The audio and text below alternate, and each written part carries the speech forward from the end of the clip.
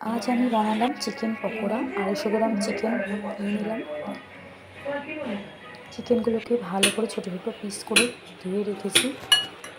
এরপর আমি এর মধ্যে নিয়ে নিলাম 1 চামচ ভিনিগার, ভালো করে মিক্স করে নিলাম। ভিনিগার দেওয়ার পর এরপর আমি এর মধ্যে দিয়ে দিচ্ছি 1 চামচ সয়া সস। খুব ভালো করে ছড়িয়ে নিলাম ওপর থেকে। এরপর আমি এর মধ্যে নিয়ে নিলাম সাদা তেল 1 চামচ।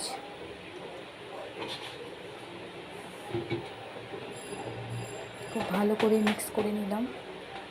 এরপর আমি দিলাম এর মধ্যে একটা মাঝারি সাইজের টুকরো করা পেঁয়াজ, দুটো কাঁচা মরিচ, আদা রসুন গ্রেট করে রাখা পেস্ট, আর এর মধ্যে নিয়ে দিলাম কিছু মশলা গুঁড়ো, হলুদ, লাল লঙ্কার গুঁড়ো, নুন, চাট মশলা গুঁড়ো, জিরের গুঁড়ো।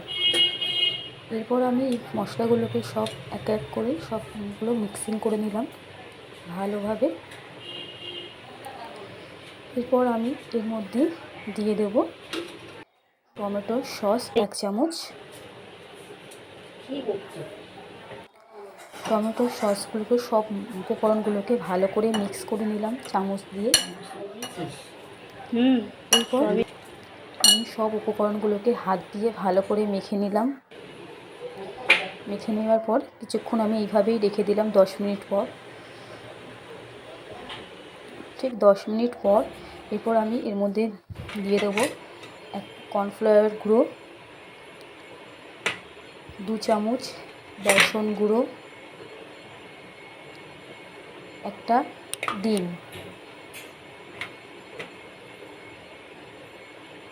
এরপর আমি এর মধ্যে দিয়ে দিলাম কর্নফ্লাওয়ার গুঁড়ো, একটা ডিমটা ভেঙে দিয়ে দিলাম। এরপর এটাকে খুব ভালোভাবে মিক্স করে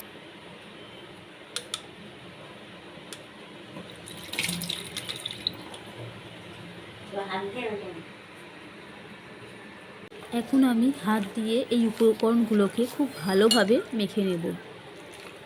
এটা মাখার সময় একটু পাতলা আমার মনে হচ্ছে, তাই আমি আরেকটু বেসন আলাদা করে রেখে দিয়েছিলাম, এটা আমি মিশিয়ে নিলাম।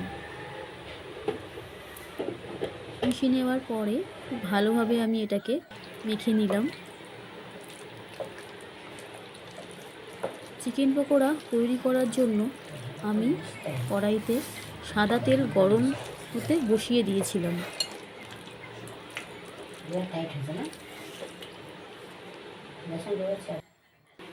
সাদা তেল গরম হতে বসিয়ে দিয়েছিলাম। তেল খুব ভালোভাবে গরম হয়ে গেছে। খুব ভালোভাবে তেল গরম হয়ে গেছে। এরপর তেলের মধ্যে আমি চিকেন পকোড়া একটা একটা করে ছেড়ে দেব। যতগুলো পকোড়া এর মধ্যে দেওয়া যায় তেলের মধ্যে, ততগুলো পকোড়া আমি এর মধ্যে দিয়ে দিলাম। আস্তে আস্তে করে দিয়ে দিচ্ছি।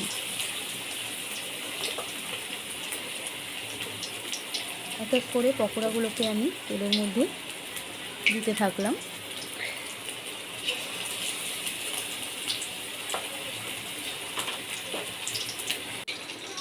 এরপর খুব হালকা মিডিয়াম আছে চিকেন পকোড়াগুলোকে ভাজতে থাকলাম।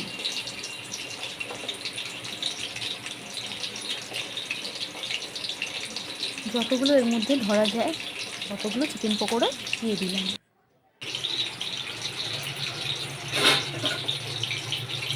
এরপর আমি চিকেন পকোড়াগুলোকে ভাজতে থাকলাম। খুব হালকা মিডিয়াম আছে এগুলোকে ভাজতে হবে, খুব লাল করে ভাজতে হবে।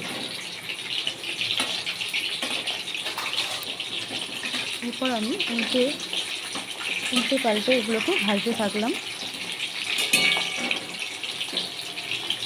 আমি একা করছি না, মাও আমার সাথে একটু হেল্প করছে।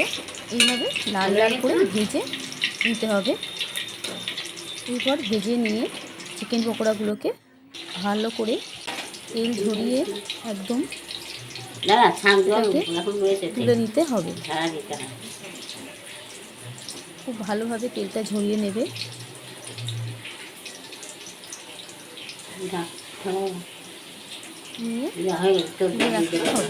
চিকেন পকোড়া ভাজার সময় গ্যাসের ফ্লেমটা মিডিয়াম ফ্লেমে রাখতে হবে।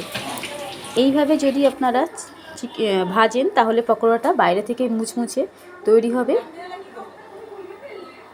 যদি আপনাদের এই রেসিপিটা ভালো লেগে থাকে তাহলে লাইক শেয়ার করুন এবং আমার চ্যানেলটাকে সাবস্ক্রাইব করতে ভুলবেন না।